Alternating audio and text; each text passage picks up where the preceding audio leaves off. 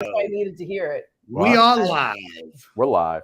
You got to have a J-O-B. Sook, I think we're If up you live. want to be with me, no romance without finance. Come on, baby. That was like 1986. I don't know if it was. It's Friday night. Oh, that was the best song. Just got paid. Just got paid. Got some money in my pocket. And I remember that video because it was at the Tunnel, one of my favorite clubs. I remember when, the Tunnel was Just insane. got paid Friday night. I remember when we used to, in the commercials of the commercial breaks at Pix, we used to be like, this is how we do it.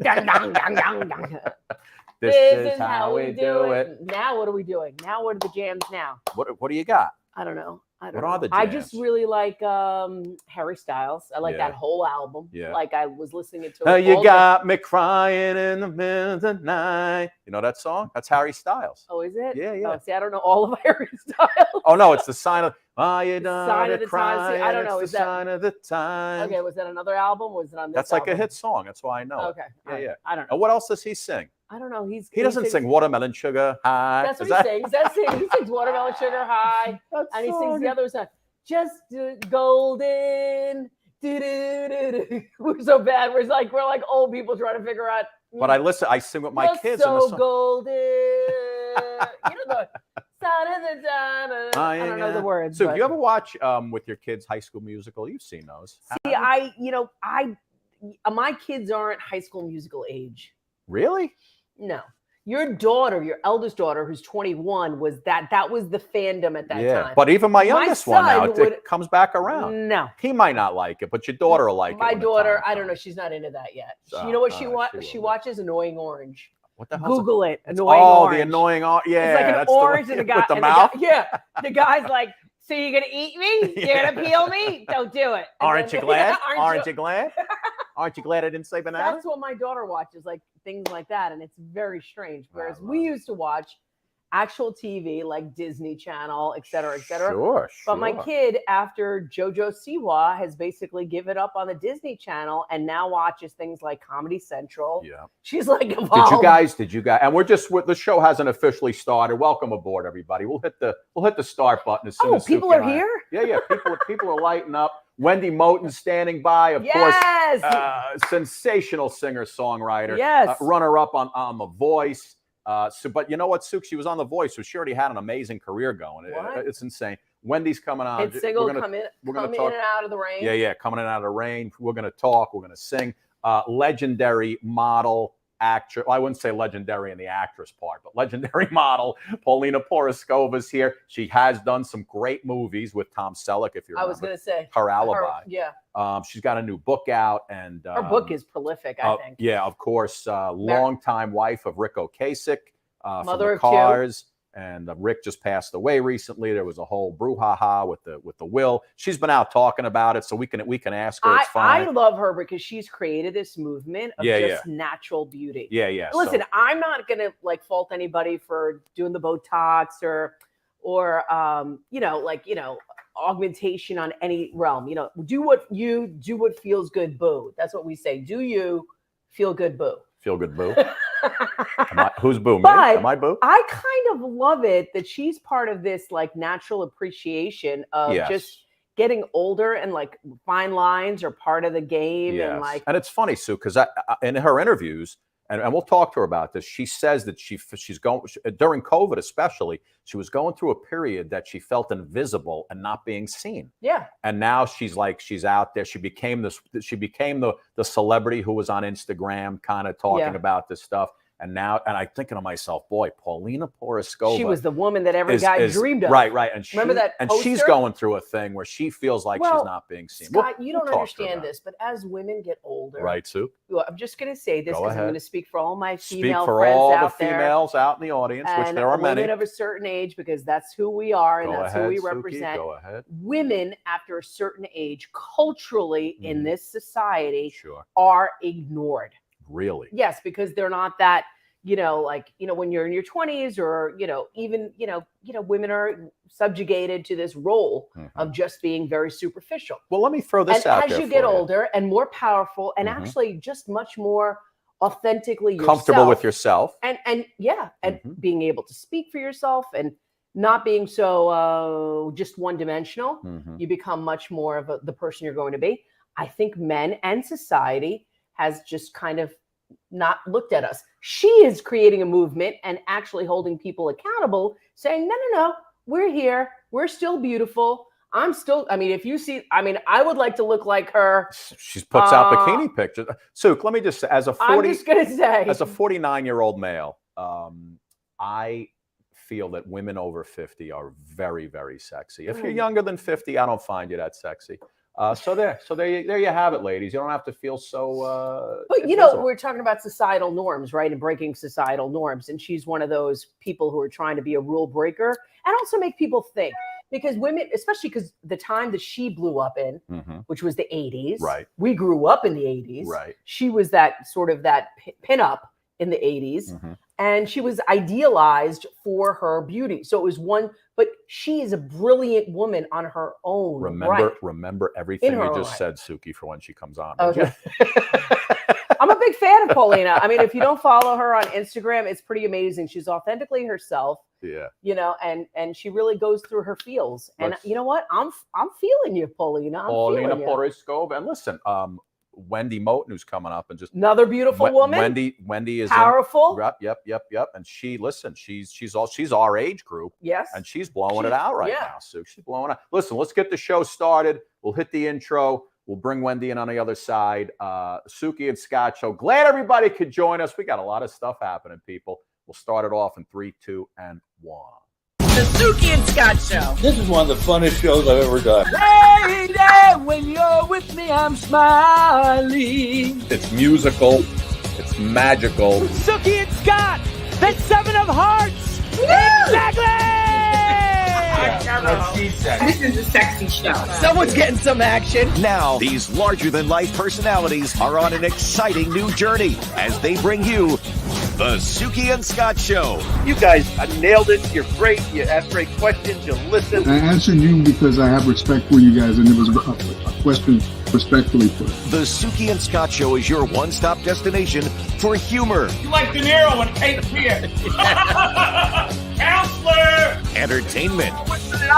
Jesse's girl. Wonderful. Can you paint with all the colors of the wind? And optimism. You guys have such amazing energy. Ultraviolet light, it gets in there and it just fights the kung flu. Is that right? Okay. Let's laugh together. I love him. The Suki and Scott Show. That's the best intro for a show I maybe have ever seen. Really? Your intro is fantastic. Yes, indeed. Welcome aboard, ladies and gentlemen, here on the Suki and Scott Show. Wendy, how are you today, young lady? We're gonna come back to you in just a sec. But just a reaction to what I was saying about women, and just let's bring Wendy into the conversation of our opening monologue. You want to? All right, listen. So before we do that, since Jeff screwed up the whole beginning of the show, let's zoom in on us so we get a little closer to Wendy. There you go. Now push it in, Lauren. Push it right in. There you go. Nice. Look at that. Okay, good. Yeah, Jeff forgot we had a beginning of the show, and he just brought Wendy in. So Wendy, here's what we need to do, because I have a video that I made for you, and we're going to bring you in officially. So we'll come back out. You stay right there. Don't move.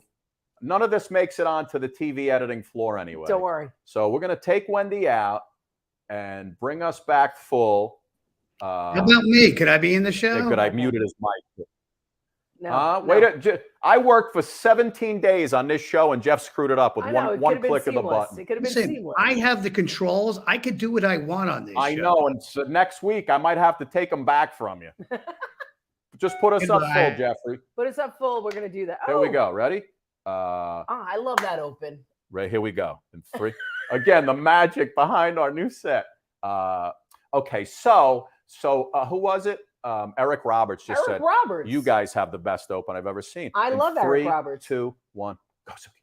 I love Eric Roberts. Don't we love Eric Roberts? That was a great interview that we had with him. And you know what? He brought in his granddaughter, and it was just very impromptu, He'll be conversation. Back. We love that guy. Anyway, ladies and gentlemen, welcome here on the Suki and Scott Show. So glad everybody could join us. We're playing around with our new set. It gets better and better every week. I think we're down to everything working perfectly now, Suk.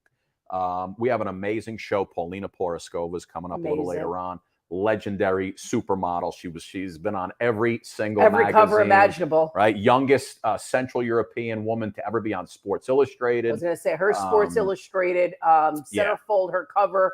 I think that was back in the days when people used to run to the newsstands to get it. To get the Or Sports you get it Illustrated. delivered. My brothers used to get it delivered to our house. Gotta get the and they'd be Sports like Illustrated. at the mailbox trying to get it because there it is. Yeah, you'd Look see at her right there. Who was on the cover. Of course, that's not Sports Illustrated. Jeff, you're fired. There you go. So there she is on the cover, and again, and then when she married Rick Ocasek from the Cars, that was like that was a huge deal. Yeah. But anyway, and they were married for 30 years. So Paulina's coming up. She got a new book out. We're going to talk to her. Wendy Moten, who was just on The Voice. She finished runner-up. Suki. She has an insane Nobody knew voice. what to do with Wendy. I was watching Wendy going, I don't even know what to do with you, Wendy. Why are you even here? Because you're dominant. Yeah, she was so great. What a force. I think she was on what's his name's team. I just lost his name. The country guy. What's his name? You're going to Blake. Blake Shelton. I think she was on Blake's team. And she had that fall on stage. Yes. She hurt her arm, and then she kept going with the cast, the whole deal. She finished runner-up, so Wendy's coming up in just a few minutes. But Suk, listen, before we get in, we bring Wendy in. You sent me something earlier today, which I just thought was absolutely so funny. I'm gonna show you. Set it up. So here we go. So Suki sent me this article where New York City has a new rule now here in the New York City area for subways. If you are a dog owner going into the subway, you need to have your dog in a bag. Okay. Meaning a carry-on bag. Now, that doesn't matter what size your dog is. They need to be in a bag. So no, it doesn't say specifically. Right, it doesn't say. The law doesn't say specifically. But I think when they wrote the law, they were just thinking, a carry-on bag. Got to be in a like bag. A little bit. Think like a little dog. So of course, as New Yorkers, we're getting pushed aside and not being let on the subway because of the big dogs. People, here in New York, they're very creative. So they started popping dogs in. Just Jeff, how big is that dog in a backpack? Look at you got this little guy in the look bag. At this little guy in a bag. And then you got this other one coming up. Like that is ridiculous. That's like a dog in a camp. You got the dog. Look at this dog in the IKEA bag. That's the IKEA bag is the best. Yeah, that's the bag we send our kid to college with. No, but the IKEA bag is the best because it has holes for the dog's paws. Look at the husky in that. So gorgeous. Well, Suk, there was one video of one guy who was really trying to get on. Look how cute. Another IKEA dog. I love dogs, man. So New Yorkers are like, what? My dog's in the bag. I'm on. One guy came across a conductor who stayed to the rule. Take a look at this video.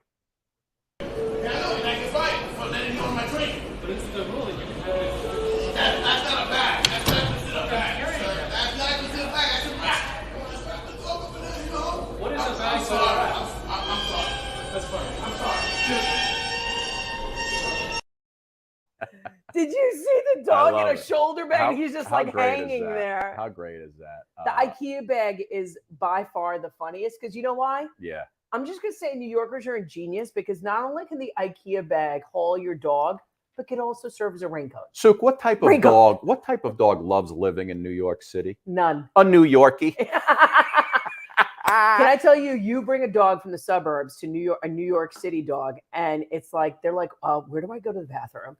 Like, these dogs can go number 2 anywhere. City dogs, they could really do it anywhere. Suk, what did the man name his watchdog? What did the man name his watchdogs? He had 2 of them. Oh, I don't know. Timex and Rolex. You get it? Suk, what's the dog's favorite instrument? I don't know. A trombone? Trombone. You get it? Suk, what is the dog's favorite Pink Floyd album? Dark Side of the Moon. Bark Side of the Moon. You were close. I'm sorry. Very close, Suki. Anyway, so that's a great story. If you got a dog and you're living in New York, you got to bag them up before you get on the subway. Bag it up. Bag it up. Is anyway. That a song? I like the way you work it. Work it. No diggity. You got to bag it up. Is it bag it up? Is it bag it up? I think so. I don't know. Is it bag it up? Suki, what does that mean, actually? What are you saying, Suk? I think you have to bag it up. Ladies and gentlemen. You know what I'm saying? I know what you're saying. Sometimes you got to double bag it up. Sometimes I put a trash bag over my head, Suki. Ladies and gentlemen, the sensational Wendy Moten is with us. She of runner-up on The Voice fame. She had her own amazing career before she even went on The Voice. Take a listen to Wendy, and then we're going to bring her in on the other side. Watch. Someday I'll wish upon a star and wake up where the clouds are far behind me. So far where troubles smell like where I'll put the treetops. That's where you'll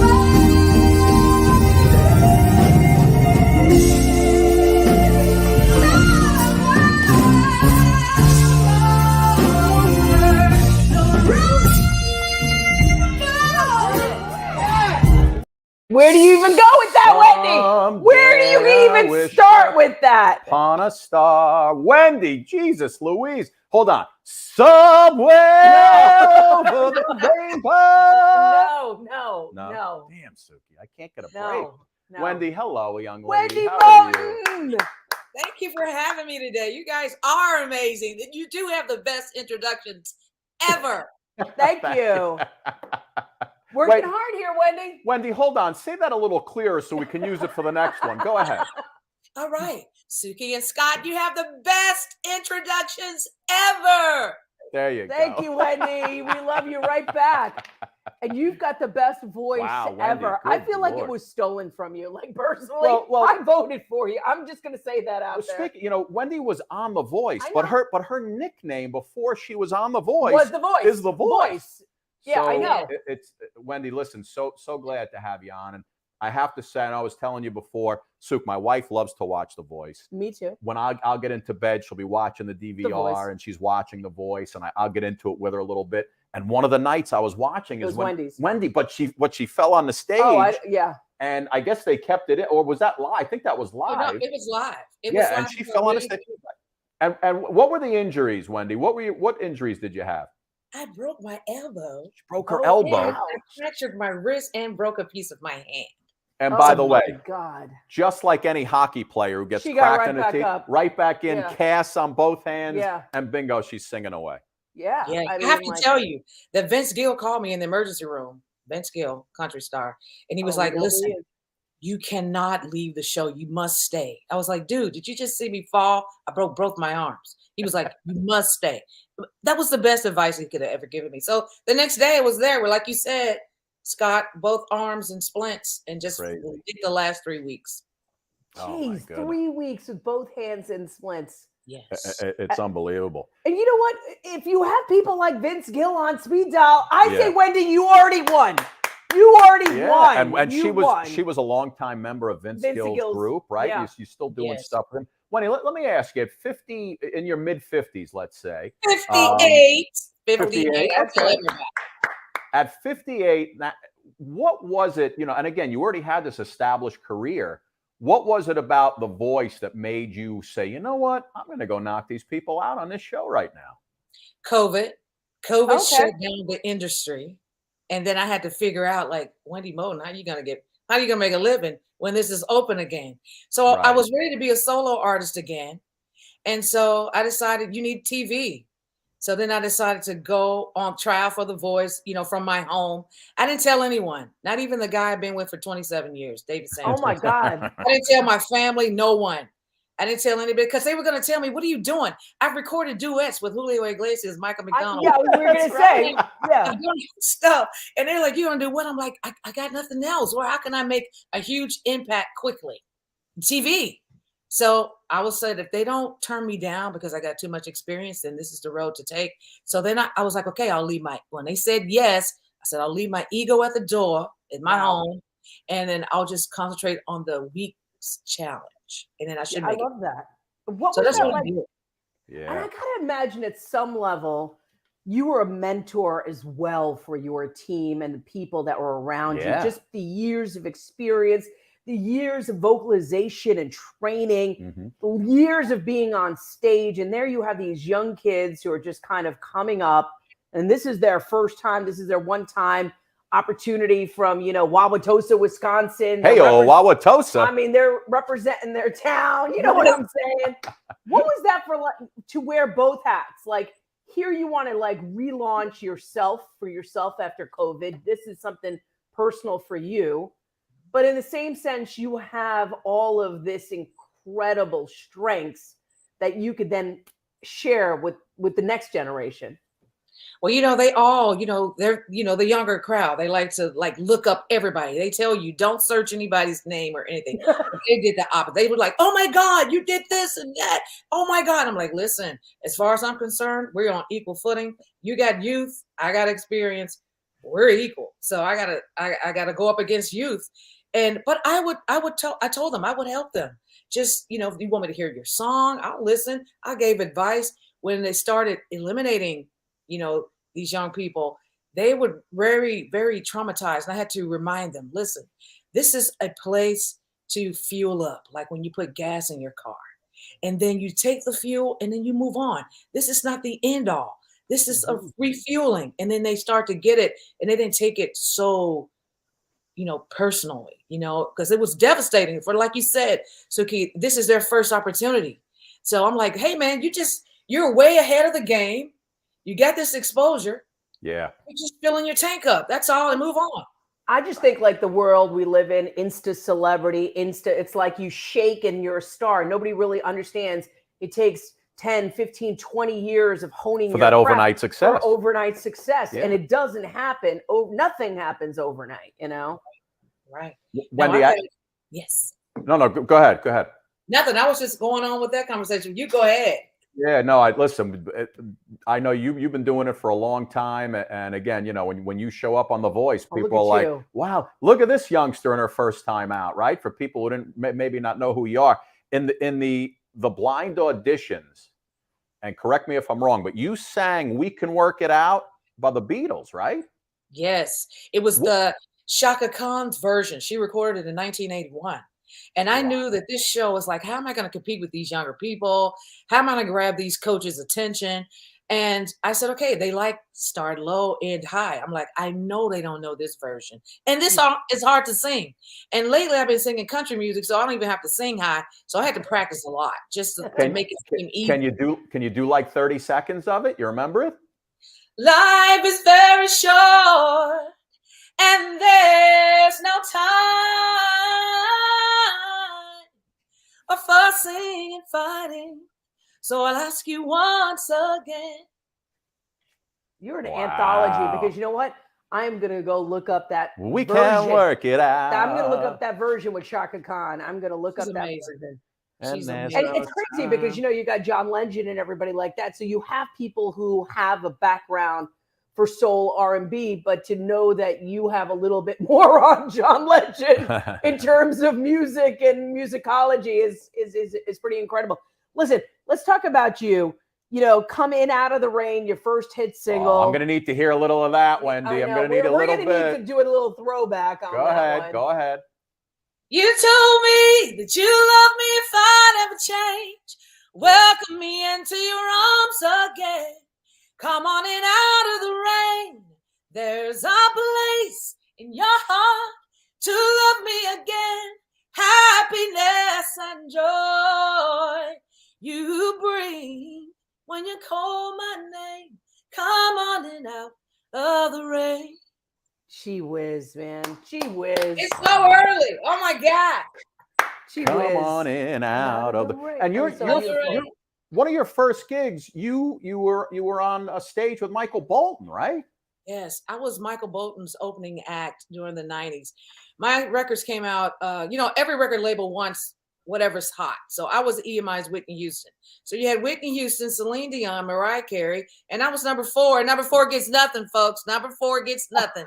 But it was still a great ride. I, was all on all the shows. Michael Bolton asked me to open up for his tour. He was playing arenas at that time. I had a 10-piece band. That's when you were a new artist and you could afford a 10-piece band because, the budgets were so big. and it's just been going on ever since. And then after my solo career kind of dissipated a little bit, Julio Iglesias found me, and he made me his duet partner for 15 years. And then Vince Gill and Country World started to open up, and that's me and Vince Gill, my buddy. And he started, I just been cross genres, about 4 genres I love singing in, and been able to stay, working. When my solo career kind of dissipated, I had to eat. So I said, okay, I'll be a glorified background singer so I can figure it out again. Yeah. And by the way, I have to say, I saw Wendy when I think it may have been in Boston at the TD Bank Garden. She was singing for Tim McGraw for that Soul to Soul tour. We had some great seats for that show. My wife is a Tim McGraw nut. And I remember once I read that you were on, I went back and looked, and I was like, "Oh my God, that's right! You were the singer, one of the singers in that concert." Yes, I've been blessed. I've been blessed to work with some of the greatest iconic artists in history. So the fact that they always say you got 9 lives, Cat 9 lives. I probably got about 45 lives. And so I'm an advocate. I also went on The Voice, number 1, to get exposure so I can continue to work in the music business as a solo artist. But I wanted to be a great advocate for people over 50, women over 50. Thank you. Women over 50. Thank you. So every time the camera was in my face, I would say, I've been in it 35 years. I've been in it 40 years. And then, they start to like, oh God, don't talk about years. But I'm like, I never felt like I wanted to hide my age anyway. But I refuse to hide my age. It took this long to be great. It took this long to find myself. Yeah. So I went on there to talk about what it's like to be over 50. I was 57, turned 58 on the show. And I embrace it. What's embarrassing about that? And I love it. No, I just love that that's that voice now that, we're able to like engage in, because like in the 80s and 90s, it was like, no, don't talk about that. Even in the early 2000s, I remember we were on a morning show and I had just become the news anchor of the morning show in New York. And I think I was 35 at the time. Right. And you thought you were old then. No, I never thought I was old, because I felt like Wendy. I felt like I was just kind of experiencing every year as that year. And I mean, I just never felt my age like that. I was never afraid of age, because I guess my mom was never afraid of aging. So she always aged so gracefully as it went on. So we never talked about that. But I remember the guest that sat next to me, and she was like, "Oh, I didn't know you were that old." And I was like, "That old?" And I think that was my reaction on live TV. That old? Get out! Like, I'm 35. Get off my set. When did that become old? She's like, "You better get at it." And I was like, "Get at what?" I'm doing it. I'm living my best life. Wendy, on The Voice, and we've had a couple singers on here do this song, and they've all been pretty good. You did a little "I Will Always Love You." You got that? You got any of that in you? A little acapella? I got some allergy stuff going on. I'm going to lower it very low. Normally. Go ahead. You do it the way you want. Go ahead. Oh my gosh, let's see. And I will always love you. I will always love you. Nice. Can I ask you a question, Wendy? Yeah. When you're coming out and your new first album was coming out, like you just mentioned, Arista had, Whitney. Celine was, I don't know who she was repped by, but she was repped by some other, and you're 4, and Mariah Carey. Did you ever all meet each other and be like, no? I mean, like, did you ever all like say, gee whiz, we're like the next generation Patty, the next generation to represent, like, did anybody ever have a conversation like that? We never met, but well, of course I knew they existed, but they knew I existed. So they knew I was there, but, and it was always, especially with Coming Out of the Rain, people thought Whitney Houston had a new record out. EMI tried their very best to try to separate us, but people were like, Whitney's got a new song. No, her name is Wendy. So we had that problem. And, but, the beat talked about in the same breath as a Whitney or Mariah. I just had to just say, thank you. Well, I'm not Whitney, but thanks. You know what I mean? Yeah. It could be worse people to be compared to. Oh And my God. I mean, that's yeah. like the pantheon, right? Yeah. That's the pantheon that my kids know. It's like Whitney, Mariah. Wendy, I'll take Celine. I'll take you back a little bit. Tell me how this sounds. You ready? To All right. all the girls I've loved before, they traveled in and out our door. I just think I just morphed into Willie. I'm glad you came along. I think you did morph into Willie. Wendy, Yes. you got some new music out, right? We keep showing that the album that you have. That's fairly new. Not that one. Jeff, Yeah, bring not up the this other one. one. Let's see. It was the one we just had up. Is that's a fairly new? This one right here. I've got you covered. Yes, that's a record that actually Vince Gill produced. Wow. And it's a selection of traditional country songs because I've been performing at the Opry quite often. And I love, I tell people all the time, I grew up watching Hee Haw and Soul Train, and I love them both. And when I grew up, you had like 8 channels, so you're gonna watch Lawrence Welk if you want to watch TV. That's right. Okay, Flip Wilson and Carol Burnett. You know what I mean? Yes. So we were influenced by all this greatness, and I like to share with people too that when television was born with all these new channels and everything, it gave us an insight to other cultures safely in the comfort of our homes. So people who didn't know anything about Black people could watch a little bit of Soul Train. That's not how all Black people act, but you could be like, oh my God, right? Or when people who watch Hee Haw, it's like, I like that sense of humor. And they have great artists. So we all learned from each other during those times. Don Cornelius was the man. Oh, yeah, right? Don Cornelius was the Don Cornelius. Yeah. And they used to have they'd make the 2 lines and everybody would come through. Come on. What a great show. The dancing, the clothes, they were so fashionable. Like, where do you get clothes like that? I always did think. I thought they were so stars. I thought they were so. Who was better than Flip Wilson's Geraldine? Remember when he used to dress up as Geraldine? Yes. And my dad was identical. He looked just like Flip Wilson. Everywhere we would go, people would call him Flip Wilson. He'd be like, no, I'm James Moten. I love it. And Wendy, what's your favorite country song? Like, forget. Let me narrow it down. What's your favorite Tim McGraw song? Oh, come on! I know there's a lot of them. There's tons of them. He only sings hits. There's too many. There's just too many. I guess like live like you're dying. Live like you're dying. That's one of my favorites. Song. I went skydiving. I even know that song. Rocky Mountain. Oh my God! When they play that in concert, it's like you can't help but get choked up. Well, and he gets choked up too. He gets choked up on it. Yeah. But wasn't that his song to his father as well? Tug McGraw, because that's when he found out that that was his dad. Yeah. I mean, that backstory is just incredible. By the way, that song came out in 2003, which it came out 3 months after my father passed away. So every time that song played, I never get choked up. I was like, and still to this day, when we go to the concerts, Wendy, and the whole crowd sings, I'm like, no tear.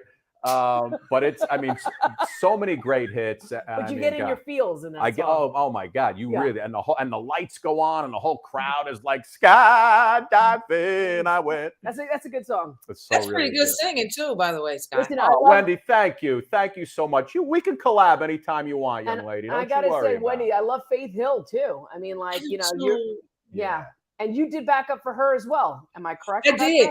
And I like to check. I only did their big tours, the Soul to Soul, the big ones. And, because not Faith, but Tim doesn't use background vocals that much. But Faith, everything is background vocals. So I used to say that I'm the white girl because I sing the straight parts, and Faith is doing all the riffing and the ad-libbing. People were like, how come you're not doing it? I was like, I want to keep my job. My job is foundation. I love it. Keep paying me for self-control. And so, Wendy, before we go, I'm going to go back to The Voice for 1 sec. If you could finish us off with like 30 seconds of Jolene. Yes. To finish us off, because, when you go to Nashville and you hang out on Broadway and all those bars, you hear Jolene 7,000 times. But really, the way you did it on The Voice was absolutely sensational. Give me 30 seconds if you can. Jolene, Jolene, Jolene, Jolene, I'm begging of you, please don't take my man. I love it. That was enough for me.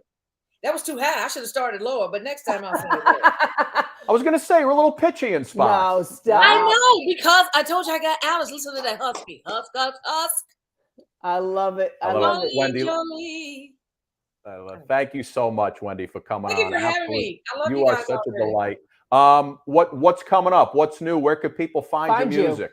Okay, I'm on all the social media. Wendy Moten, please reach out, talk to me. I'm there, answer everything. I got a couple of concerts coming up. I just played Carnegie Hall 2 weeks ago, which was amazing. Wow. So I got like show in Nashville in June. Every Monday night, I'm in a Texas swing band. Vince Gill put me in this band called the Time Jumpers. Wow. I play at Opry quite often. There's some gigs I got jazz festivals coming up in March, and doing South by Southwest in March. So March is pretty Wow, that's full. amazing. So I'm staying busy for this old lady. I'm not old. I'm just getting started. You're not. I'm just getting started. And Exactly. the journey. I'm loving it. I'm loving Wendy, it. And thank you so much. And listen, you look more beautiful now than you ever did. So stop it, would you? Come on. Thank you so much, Wendy. Continued success. And listen, anytime you have something new, come back on. We'll promote. I will. I'm working on new music with Paul Worley. He created Pixie Chicks, A Lady A, All Martine McBride. We're actually recording vocals today. Beautiful. What do I have? Maybe? $100,000 question. Did you have fun? All the time. My whole journey's been fun. I've been blessed. I mean, did you have fun on this show? What kind of question is that? Of course, I laughed the whole time. Before we even came on the air, I was laughing. You couldn't see me. But yes, I had an amazing time on this show. Thank you so much for inviting me. And it's just bless my soul that you would even take time to have me on as a guest. Thank you. Oh, we love you. Wendy, thank you so much. Wendy, Thanks for singing. Thank you so much. Thank you so much, too. Appreciate it. Take care, young lady. Bye, Wendy. Wendy Moten, The voice. Listen, we're going to, Jeff, hit me with a little Vitapod. We got Paulina Poriskova coming up on the other side.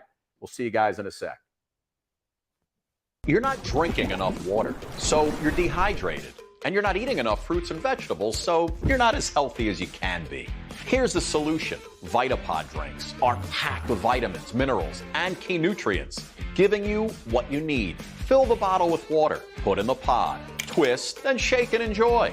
Vitapods taste fresh and delicious. Plus, you'll have more energy and feel better when you're hydrated and healthier. Vitapods cost a fraction of bottled drinks. You'll save hundreds this year. Vitapods are 1/16 the plastic of single-use bottles and easy to recycle. Forget sugar-packed sodas. Vitapods are sugar-free, all-natural, and low-calorie, perfect for weight loss. And they taste incredible with flavors like blueberry pomegranate and raspberry hibiscus, with formulations for hydration, beauty, energy, sports, and more. Get 40% off with coupon code HealthX at VitapodWorld.com. That's VitapodWorld.com.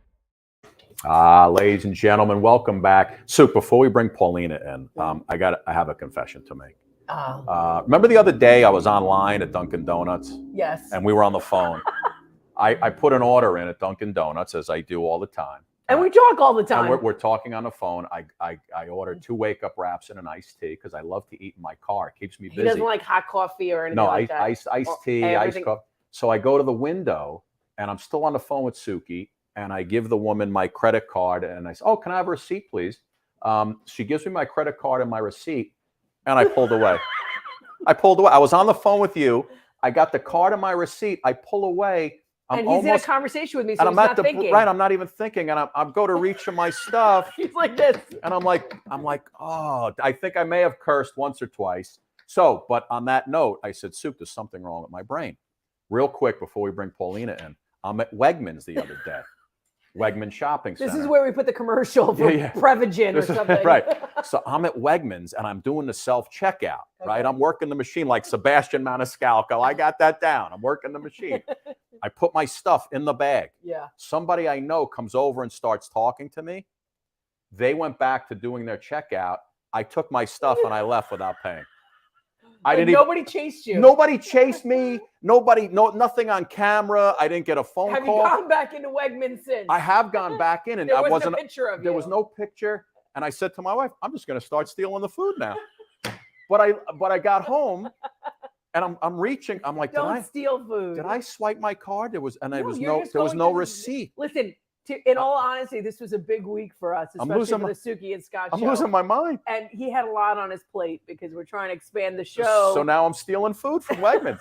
And yesterday when I went into Wegmans, I was really going to go to customer service and say, listen, I have a confession to make. I want to turn myself What is this, in. like the church? You go to a confession? Like a booth? But yeah, I have a confession. Okay, customer service?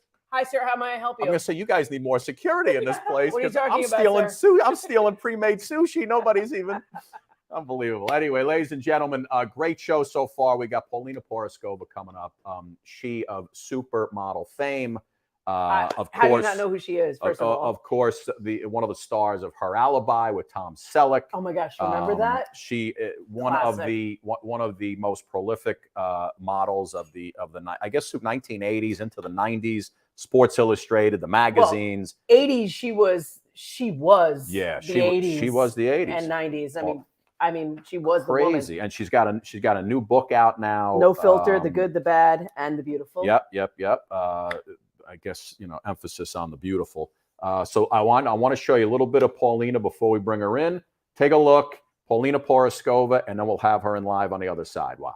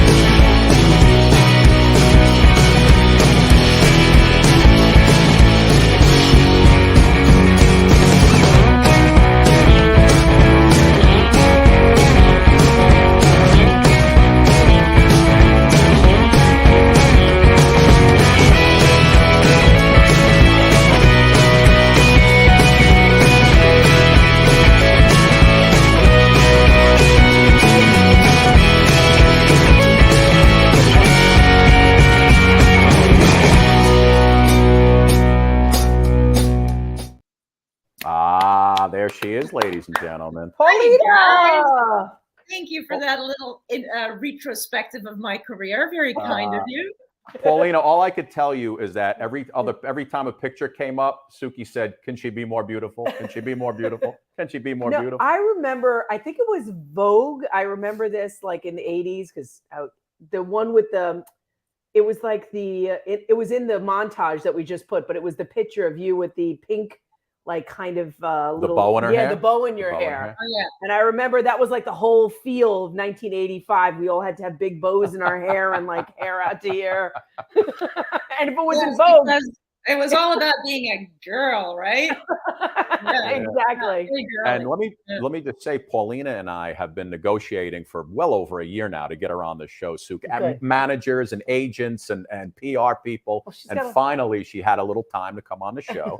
And God, I'm so sorry that it took such a long time, but you did catch me like when I was in the middle of writing the book, and it's fairly rare that you actually write a book and publish it the same year. So that's been my life. So it's been like a nonstop roller coaster, crazy year last year, and fantastic. Yes. But yes, so now I had a moment for you. Whenever I have a moment for you, then I didn't hear from you. So there you go. I love it. Well, let's talk about the book, No Filter: The Good, the Bad, and the Beautiful. Yeah, well, so let's start in the present. We'll work back. Yeah, absolutely. So why was it so important for you to put your story into words? And like you said, to have your voice be heard, because for so long, I feel like the discussion, especially after the passing of your husband, there was a lot of discussion about you, and everyone's like, oh, I was always like, well, what does Paulina have to say? I felt like this was your moment. And I'm so glad that you took the torch and you wrote from your heart, which the book really is from your heart. Yeah, very much so. But actually, I feel like it was Instagram that initially gave me my voice. Right, so it was Instagram that I turned to when my husband died, and I turned to it like actually mostly for comfort, I think, because I was, we were also in COVID, and and everybody was so isolated, and I was so lonely, and I was so miserable. So Instagram was sort of my, casting out little messages in bottles saying like, is there anybody else out there that can hear me?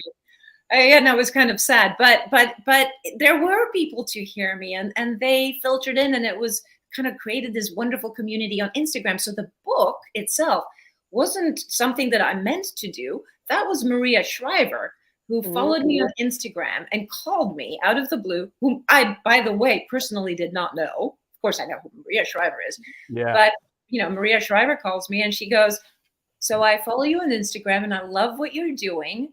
Would you write me a book? Would you write me a book the way that you write on Instagram? And so I think she wanted actually a simpler book than what I delivered. Yeah, I think she just meant, make it like a, overcoming adversity and, this sort of stuff. And then I kind of slashed my veins and poured it onto the page, and that's what I gave her. But you know what I was telling Scott as well, I find your authentic voice to be like the voice that every woman needs to hear right now, because I'm 51 and we were talking about how so much of our lives, and I think you talked about this in one Instagram post, like when you get to a certain age, you're sort of like forgotten and put away. And that conversation really resonated with me, myself personally. And then to create that voice again and to take the power back and say like, no, I'm actually the better version of me. I have so much more to offer. Well, here I am, really. This is, and to be able to own that power, I find that to be exceptional. What was that process like for you in finding your own true power, and then also the mass consumption of it, because we're all consuming you as well? So it's interesting. It is really interesting, and I'm not entirely sure how to reply to that one, because that, like many things in my life, guys, things happen sometimes by accident. I became a model by accident. Things just happen, and I guess I have the good sense to follow when when it feels right. But this, I started noticing, and what I like to call it is, being the invisible woman in your middle age, and I think it's somewhere roughly around 45-ish or so, where you start feeling invisible as a woman. And at first I thought it was just me. I was like, oh, it's because I was a model and I had such a high visibility that I'm feeling this sort of acutely and that it's offending me. But then I talked to my girlfriends and they all said, oh, no. Exactly what I'm talking about. No, we all starting to feel invisible. And then I started thinking, well, that's not cool. That's not fair. We're not cows. We're not like, we shouldn't be put out to pasture when we have outlived our, years of providing. We're humans, right? And in fact, we are, when you finally get into your middle age, for me at least, it was, it's like, it's a second coming of age. I mean, post-menopause years to me have been the most, well, they've also been the most horrendous and grief-stricken and breaking me apart kind of years, but also assembling myself to be this new version of me that is so much stronger and so much better and so much more powerful and so much more wise. And now you tell me that I am irrelevant because I have some wrinkles? Right. Like, no, I'm not going for that. And in order not to take on this cloak of visibility, you kind of have to decline it. You have to say, no, I'm going to shout out loud from over here. Maybe nobody will listen. That's also a possibility. I didn't know if anybody was going to listen, honestly. But I was in my little, in my little corner going, hey, I'm not okay with being invisible. And then other ladies found me that thought the same thing. Yeah, here I am. We're looking at you on Dancing with the Stars right now. Yeah, that was. Was that hard? Because I think you got voted off early on in that show. Well, you can say I got voted off first. Well, all right, Paulina, I was just trying to be nice. You know that. Yeah, thank you for being so nice about it. Were you a dancer before you got into Dancing with the Stars, or did you have to learn a lot of this stuff? Because we've had so many people on who have been on, I mean, everybody's been on the show, so we've had many. And to a T, everybody always says, man, this was one of the hardest things I ever had to do was get ready and learn these dances for this show. Did you have the same experience?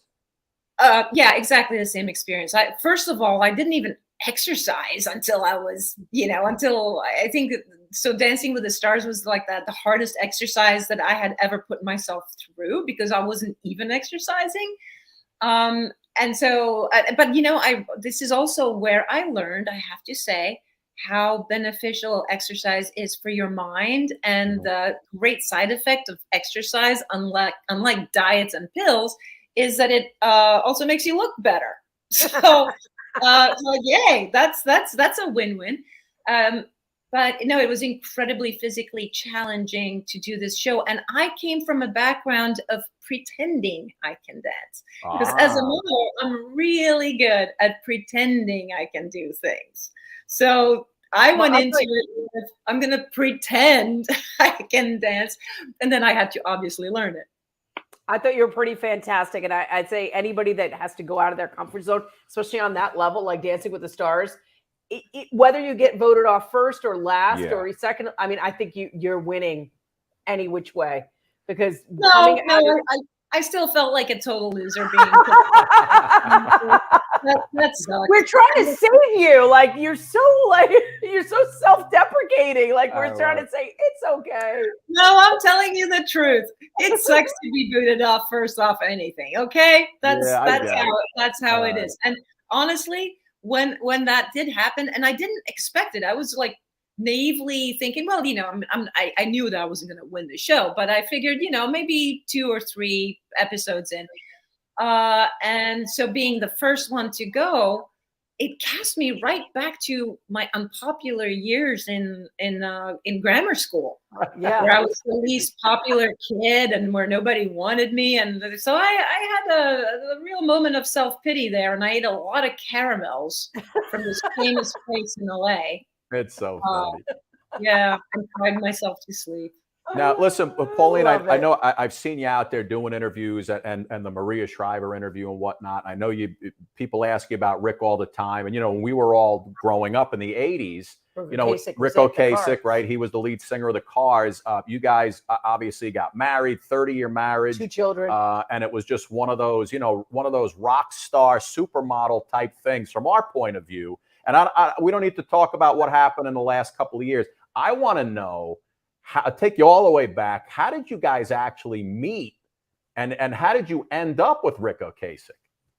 Well, actually, this is in my book. So for those of you watching this program, please, if you're interested, you buy my book. Get the book. Just give us a tidbit. Give us a tidbit. I go into great detail in my book about how we met. But the tidbit is I was called by my agent to go and audition for a MTV video for a band that she really liked.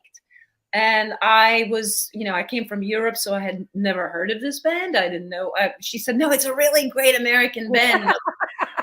Okay, whatever you say. The Cars, never heard of them. And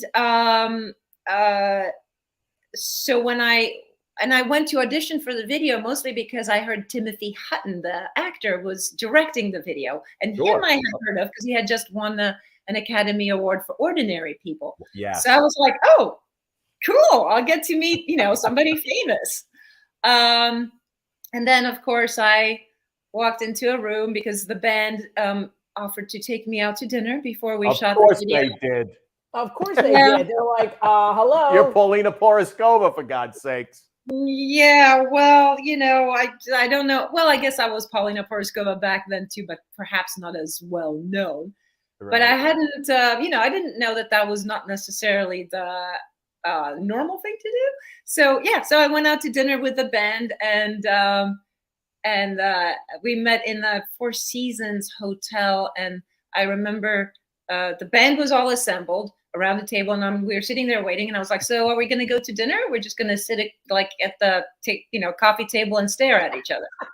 And they said, no, we're just waiting for Rick. He'll be right out. And then the door opened and my husband walked out. And I was just, I looked at him across the room and he looked at me, and like our eyes just kept staying, like we were just staring at each other. And he had this really beautiful, elegant walk. And he sort of slowly walked over to me and he sat right next to me. And I went, well, so I'm either going to throw up or just pass out, because right now I am so nervous that I can't function. He so did that on purpose, by the way. He showed up last on purpose. Oh, my husband knew exactly how to time his entrances. Oh yeah. I mean, he was a performer. He knew what he was doing. And he admitted that later. What was the song? I also told him when he sat down, he said, I said, right now I'm so nervous that if I pass out, don't mind me. It just happens to me sometimes. And then later he said, that's the moment where I fell in love with you, because you were honest, you were vulnerable, you weren't pretending to be somebody you're not. So see, I've always been this crazy. See, no, I love it. I love it, because you know what? Yeah. You're one of those beautiful people that are just beautiful, like inside out. I've had the chance to interview you here in New York once before. Yes, I remember, Suki. Yes, I know. And I was just so struck by your authenticity, and just, you are just, I feel like you're just this gift put on this earth to guide us to this next. Wait, you just said that to me yesterday. No, but I'm serious, because I was one of those girls that grew up watching you on magazines, and you were very much part of my lexicon, like in my world, my brothers. I was saying my brothers used to like run to the mailbox to get the Sports Illustrated, right? And it was a big deal. And just to meet you all these years later, you're just authentically you. And I think like this is just the beginning of the next iteration of whatever you want to be, Paulina. I mean, really. And I love that you're a mom of 2 boys. I'm a mom of a boy. How did you get through it? Oh, Suki, you know what? We are so lucky to be moms of boys, honestly, because I also have 5 grandchildren now. Step grandkids, because my husband had a lot of sons before our 2. And some of them are girls, and it's, oh my God, they're phenomenal and I adore them. But it's so much easier for a mom to parent a boy than it is a girl. Sure, love. I got 2 girls, Paulina. Trust me, I know. Yeah, right. So you're the daddy that they adore, and then their mom that they're take stuff out on. Yeah. Oh, absolutely. Yeah, exactly. So and I'm full boat too. I go all the way. I have a 13-year-old who I had to take to CVS yesterday. You can only imagine why. And Daddy knows right aisle to go. Come on, let's do it. But it's too much drama with girls. I know, but it is a lot of drama, but I mean, I kind of find it mostly really fascinating. But I also realized how that was made easy for me by having boys, because my boys are, I mean, they sort of adore you. You're the example of all women for them, and it's kind of a nice spot to have. It's like you're the queen of the household. Yeah. And now they're 29 and 20, soon to be 25. Amazing. And they're the kind of men, I feel like Rick and I raised the kind of men that I wish thought that there were more of, that the whole world was populated by. And Suki, you can do that. You can raise your boy to be the man that you want to see. He's got to clean his room first before he could do that. Yeah. Oh, how old is he? Oh, he's 13. And you know what? I'm in the throes of whatever you were going through back then, and it's pretty complicated. Like, I feel like the world is way too complicated, and I'm just trying to not complicate things for him or be that inner critical voice that's in their heads now. Like, a lot of them have this, I'm not good enough. I'm not doing this. I'm not this. This is not, I don't want to be that voice. I want to be the encouraging one. Yeah. But I love that we're all parents and we can share this, this platform of really, like you said, shaping the next generation of what the world could look like if we all just put our 2 cents into our children a little bit more. I just wanted to say, after writing the book, what are your reflections now on that whole time of your life, and I just want to know how you feel about all of this out into the universe now. Well, could you clue me in which part you mean, Suki? Because I mean, like the whole thing. I feel like when you write a book, yes, I mean, it's like from your life from when you were 13, being found by John Casablancas, moving through your whole life, and then like but you now know what? That was in some way the less interesting part of my life, because really to me the most formative years are the early years. And, you know, and I was a famous political refugee. I moved to Sweden when I was 9 years old. My parents left me behind. Like, I had all this life before I ever even made it to Paris, and became a model at 15 and lived by myself. And that was relatively easier for me than it was to be 9 years old living in Sweden, taking care of my brother, basically rearing my brother because my mom was a single mother and she didn't have the time. So I was well used to taking care of myself and a small child, running a household. I knew how to clean, I knew how to cook. So my modeling years were, to me, sort of in a way unremarkable, because it was like, yeah, I did my job and I stayed alive. So, you know, that was... Since you stayed you alive, were like, this is great. But you were the it girl. You know that, right?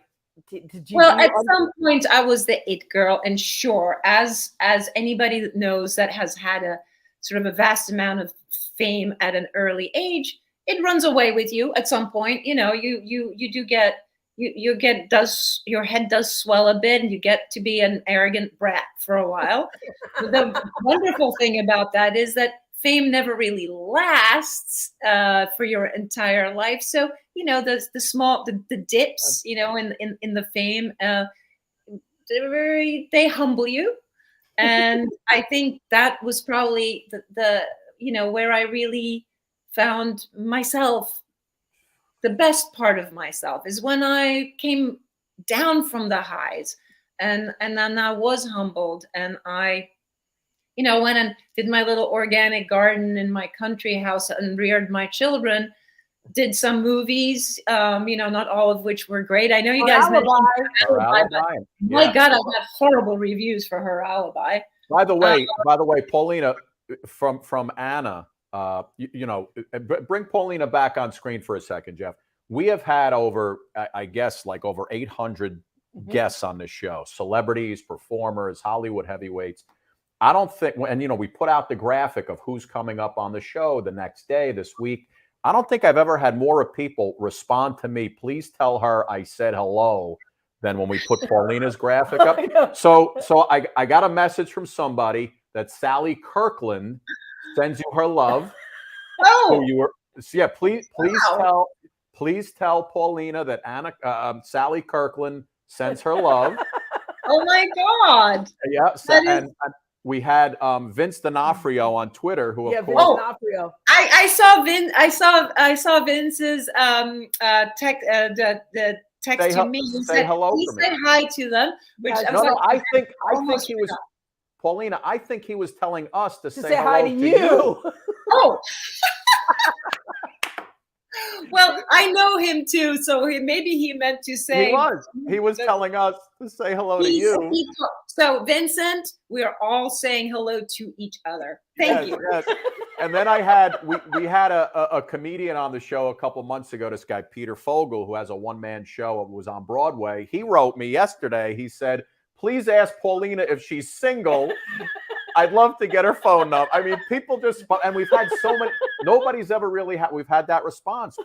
And the last thing I wanted to ask you about was Her Alibi, you know, because I remember you being in that movie as a kid, and I was like, that friggin' Tom Selleck gets to hang out with all the gorgeous women. Girls.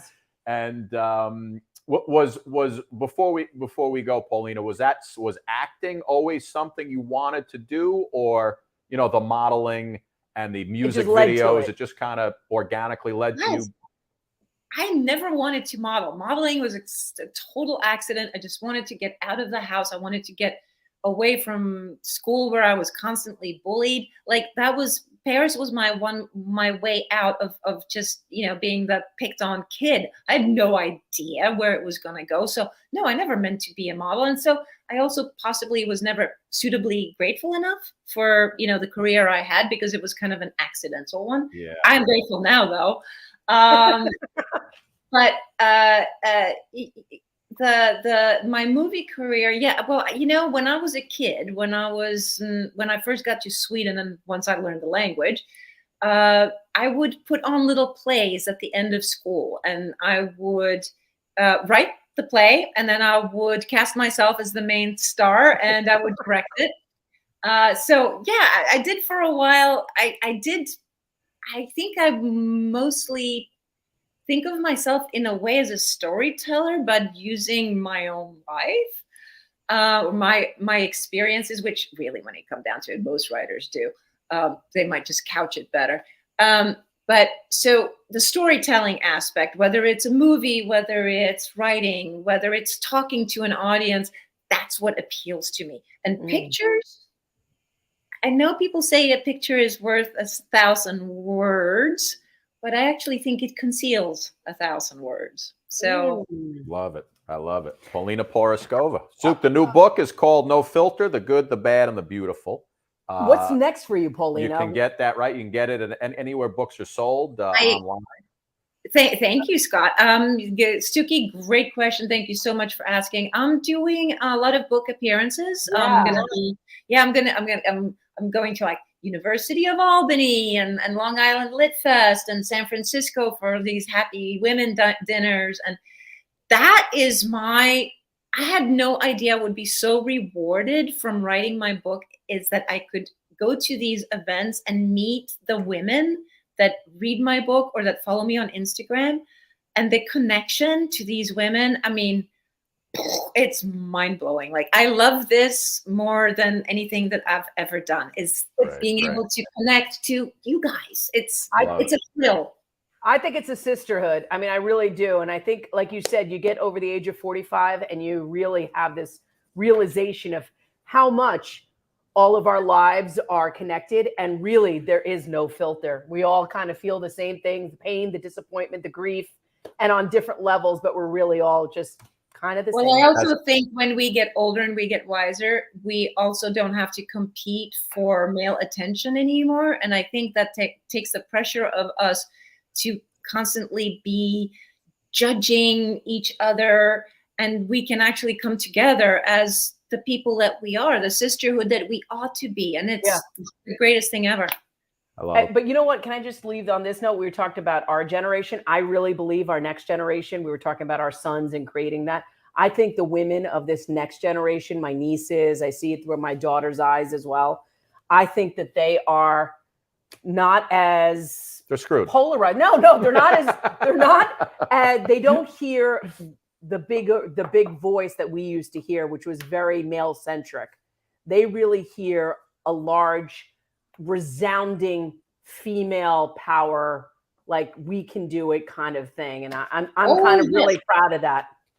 No, I agree. Girls, girls are it. Girls are empowered. Girls, girls are the power. But at the same time, they are fed unrealistic images of, people. That I agree with. On Instagram and on social outlets, and get a pretty skewed idea of what one is supposed to look like these days to be beautiful. True. Paulina Poriskova. No filter. No filter, Paulina. Please come back. No I filter, love you. The good, the bad. And I love you guys too. I'm happy to be back whenever. I probably won't have anything to promote for a while, but no, but I just want you to come back because, no, Paulina, it took you this long to come on. I've got so many more stories I can tell you. Yes, we want to hear it all. Paulina, was it worth the wait? Did you have fun? Of course I had fun, but I always knew I was going to have fun because I've already had fun with Suki. And so by extension, Scott, I knew you had to be cool. You were okay because you sit next because to you me. hang out with Suki. There you go. And by the way, all those emotions Suki mentioned before that women go through. You feel none of them. I got none of that. Paulina, thank you so much. You're the best. Thank you. Just an honor to have you. And we really appreciate you coming on. Thank you. I appreciate you guys. Bye. We love you, Paulina. Bye, Poriskova. Paulina. Love you. I mean, that woman is just, I mean, she's my Great, spirit Sue. animal. Like, She's great. she really is. You could talk for hours with that, huh? I really could, because she really like is this deep soul. Like, God, she's just amazing. And I'm so glad that Maria Shriver, got her to write this book, because I feel like nobody heard her voice. No, even in the 80s, nobody heard her really talk. And the 90s and early 2000s, she was being a mother, raising her children. And it wasn't until her untimely death of her husband that everybody started talking about what had happened and what had transpired. You know? Jeff, put the book up one more time. Yeah, we got to support our Paulina. Come on, everybody. It's at all major bookstores, and like she said, that she'll be doing a book tour, and I'm sure it's on her website. If you want to find out if she's in your area, but really support her. I'm sure it's on Audible and all the other things and other platforms. But if you are interested at all in hearing somebody's story from like a very soulful place, I mean, that is the read. Yeah, great, unbelievable. I love talking to people who we grew up with as well, right? It's great. Folks, great show today. Wendy Moten, Paulina Poriskova. We have so many more great shows coming up, so much more Suki and Scott news of expansion, et cetera, et cetera, et cetera. And Suk, I think we might be off next week. We'll put up some reruns. Suki's going away. Maybe I might pop on with Philly Kid from my basement just to get, just to say hello to everybody, sing a little tunage. Suk, our Burnin' Love on Valentine's Day, 50,000 views for the ladies on Valentine's Day. Thank you, Phil. Lord, am I feel my Should we leave that temperature should we let rising? them play on Well, that? no, what I'm going to do is I actually, Philly Kid, it's hard for Phil to come on during these shows, but I have a little mini concert for 5 minutes from Philly Kid as we leave you on this Thursday. And here we go. I'll pop it up and everybody will roll along. Bye, everybody. Uptown got its hustlers, the Bowery got its bums, 42nd Street got Big Jim, a Walker, he a pool shooting son of a gun.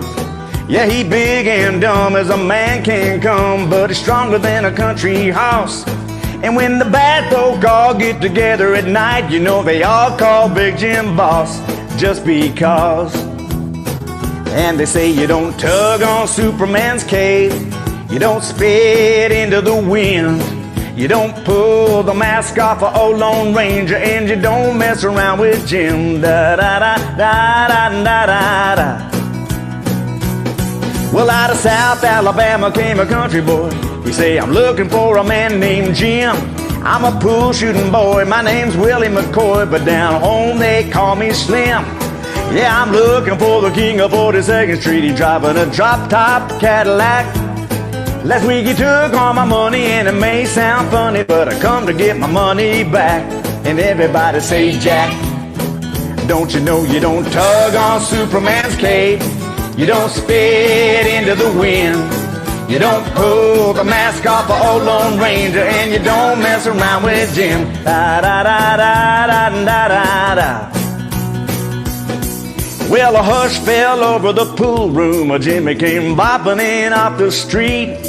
And when the cutting was done, the only part that wasn't bloody was the soles of the big man's feet. And he was cut about 100 places, and he was shot in a couple more.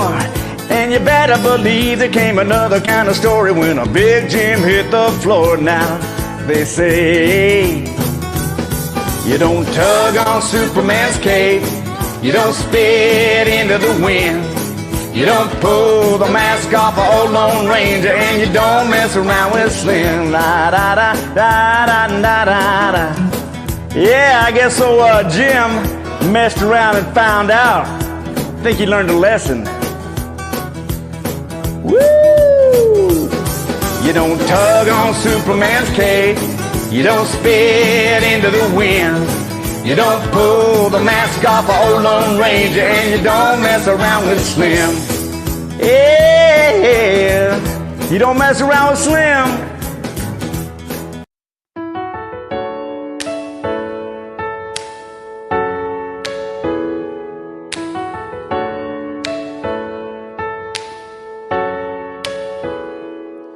this is perfect. Come kiss me one more time. I couldn't dream this up, even if I tried. You and me in this moment feels like magic, don't it? I'm right where I wanna be. Everybody's talking about heaven like they just can't wait to go, saying how it's gonna be so good, so beautiful. Lying next to you in this bed with you, I ain't convinced. 'Cause I don't know how heaven could be better than this. I swear you're an angel sent to my world. What did I do right to deserve you, girl? I could stay here forever. I'd be fine if we never had to even leave this room. Everybody's talking about heaven like they just can't wait to go, saying how it's gonna be so good, so beautiful. Lying next to you in this bed with you, I ain't convinced. 'Cause I don't know how heaven could be better than this. It could be better than this.